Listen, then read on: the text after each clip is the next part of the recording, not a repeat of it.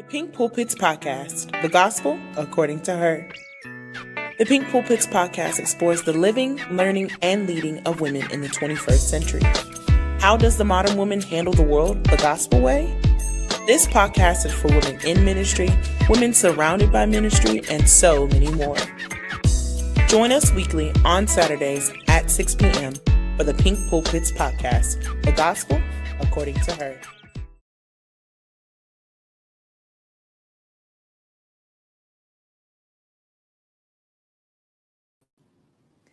Hey, ladies and some gents.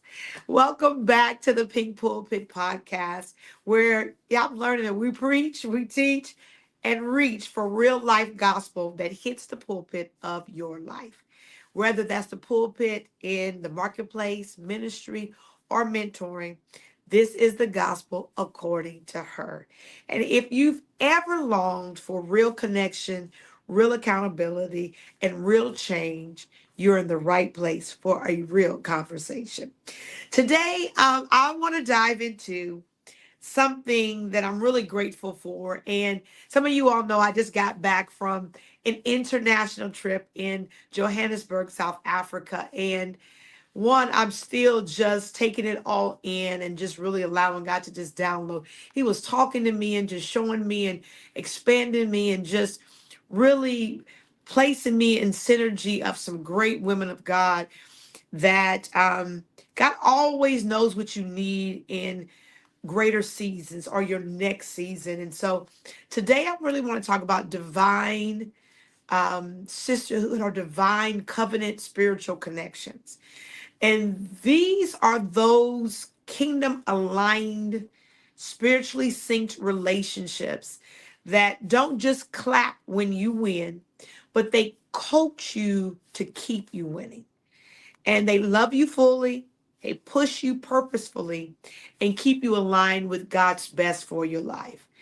And this one's for every woman who has prayed for that right circle, not just cute friendships, but covenant ones.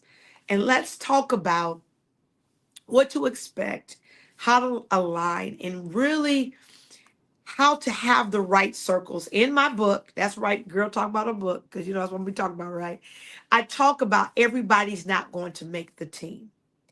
And with the help of right divine sisterhoods, I believe you will learn how to pick the right team, have the right team. So let's go.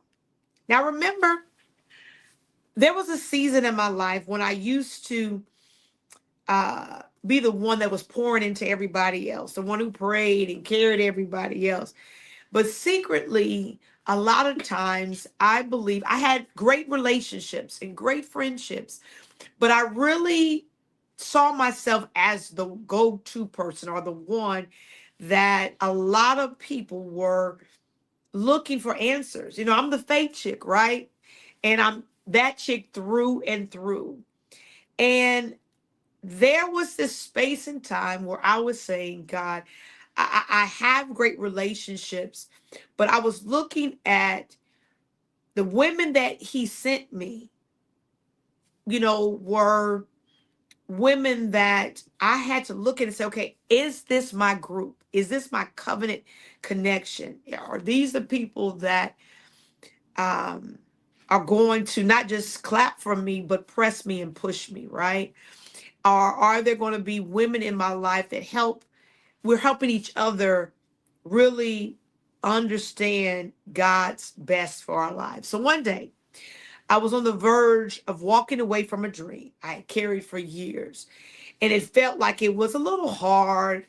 And I had a sister friend, a girlfriend, my divine connection. They called me and said, "You don't get to quit." And I'm like, well, I'm not quitting. I'm just, that word pivoting, that word everybody comes up with. And she said, no, you're trying to quit. And somebody said this to me, that you'll rest, but don't retreat. She said, take a rest, but don't retreat. That day, everything shifted for me. And those are the women that I'm going to be talking about today. Women who don't just love your image, but fighting you to help you become. Women who remind you of what God said and when you've forgotten how to believe for it. Are women that you are supposed to help remind them and tell them what they're supposed to be fighting, believing for. And God had to show me that part of me being in any friend group was to help sharpen them in faith, push them, prod them, provoke them in faith. And so there are four major things that I want you to look for and look at for your friend group. And this weekend, or I shouldn't say this week, it was long, it was like 9, 10 days of being in Johannesburg. I had the privilege of being with some powerful, wonderful women of God that I know that we have forged some everlasting covenant, divine connections, relationships that were fortified this week, that were impressed upon this week. And God just really cemented for me of what and who I am in sister relationships. So I want you, as you listen today, as you dial in, as you click in, as you contact your sister friends, your girlfriends, those people, and say, hey, y'all, this is what I'm looking for in my friend group. This is what I want our friend group to be. And the first thing is to expect divine alignment. Sometimes I think we're looking for clones of ourselves. And I want you to stop looking for clones and look for connections. The right relationships are not based on convenience. They are divinely aligned. Proverbs 27:17 says, as iron sharpens iron, so one sharpens another.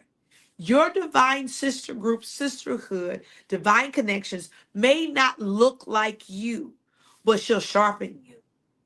And I know for a lot of us, we're looking for people to be just like us. And, that's all. They're not like us. You got to recognize that that's the brilliance of being in a group, that this group could not be more different. Everybody was different. Everybody had this space and time and this sensational way of being, but none of us, let me say that again, none of us were the same. So I believe your sister group should call out vision and war in the spirit for you becoming. Recognizing that this is a place to be divinely aligned and not to be together. And then recognizing that you don't have to be in a perfect position to be in alignment. Every transition, pain, or process, divine sisters show up and call you higher. 2 Kings 4, the Shunammite woman supports of Elijah wasn't about location, it was about connection. And where sometimes we limit ourselves in being great is that we limit the space and time. Now, all these women are from all over. And sometimes we're trying to get sister connections in locations of where we are versus recognizing sometimes in the small cosmic area of where you are, you can only be exposed to so much. They're in the same pool that you're in. And sometimes it's about you expanding and going beyond where you are. You've got to connect with women sometimes that are not in the space where you are, and recognize that they'll bring more to the table because they're in a different space. They're in a different place. They're in a different time. And what I witness is that we were all at different ages of life. It's so brilliant. Sometimes I think we get locked into sister groups that we all the same age. And then you can't be exposed to someone that may be wiser than you, that have gone through a little bit more than you, or people that are in your circle that haven't even tapped into the space that you're in. That this isn't about convenience. This is about the connection of where God's taking you and where you need to go and the people that he's surrounding you with to get there. Are y'all tracking with me? And then that accountability, that word we hate. Accountability is love in action. It's not love if it doesn't hold you to a higher standard. Divine sisters are not cheerleaders for your comfort, even though sometimes they're cheerleaders for your comfort, but they can't be only that.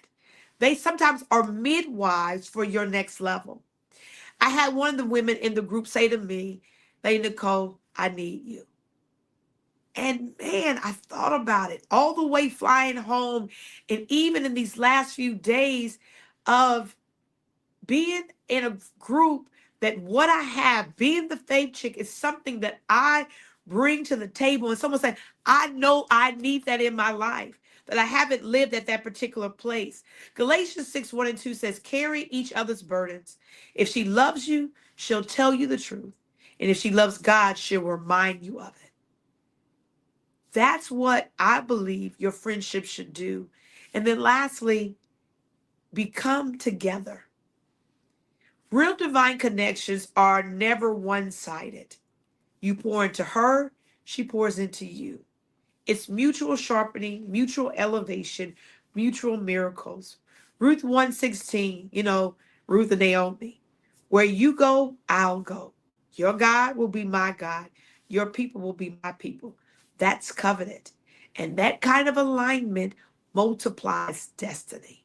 You all know that this year is the year that we multiply, 2025. That's a declaration for our church. And so I want you to, one, pray for specific divine connections. I tell you, every 6 months, I evaluate my circle. And I check my circle to see, are you tracking? Are you going in the direction I'm going in? Are you the person that God's aligned with my life? Or am I pouring into you as much as you're pouring into me? Are we sharpening one another? Don't just ask for friends, but ask for purpose partners. Then do a relationship audit. That says 6 months. I know, you talking to the chick. Who adds, who subtracts, who multiplies? Take an inventory and recognize that. And then practice vulnerability. I think as women, we have now learned how to disconnect or build up walls, because sometimes we've been hurt by girlfriend relationships. And I can tell you, I've been that chick. But I've learned in this last 2 or 3 years of my life that vulnerability is what wins for me.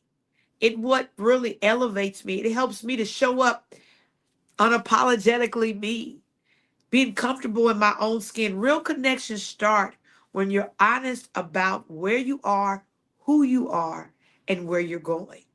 And then create spaces for becoming, meeting regularly, showing up for each other, praying for each other. Don't be that chick that doesn't talk or that talks to somebody every now and then. Challenge each other.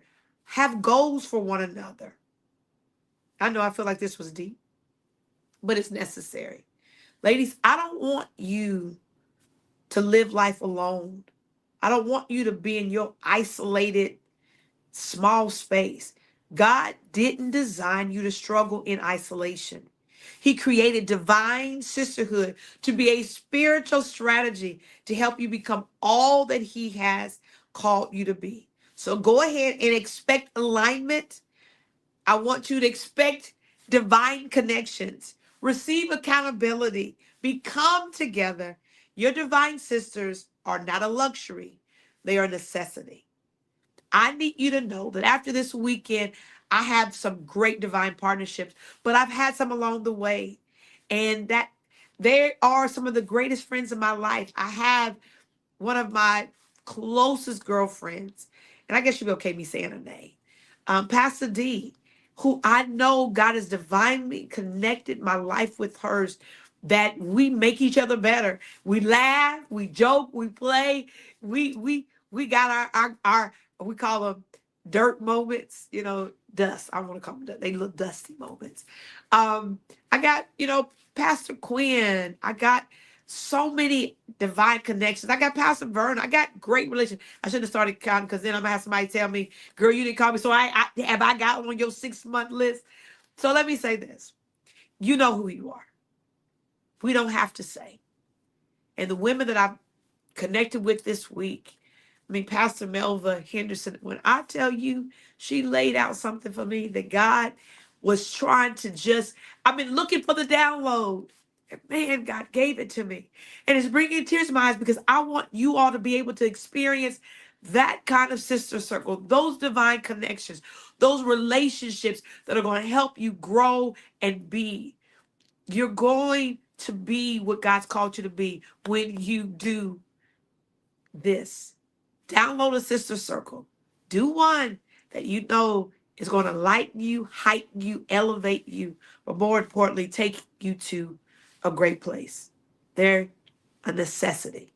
So until next time, remember, y'all done made me cry. Lord have mercy. This is the Pink Pulpit Podcast. It's where we don't just talk about life. We teach how to live it well.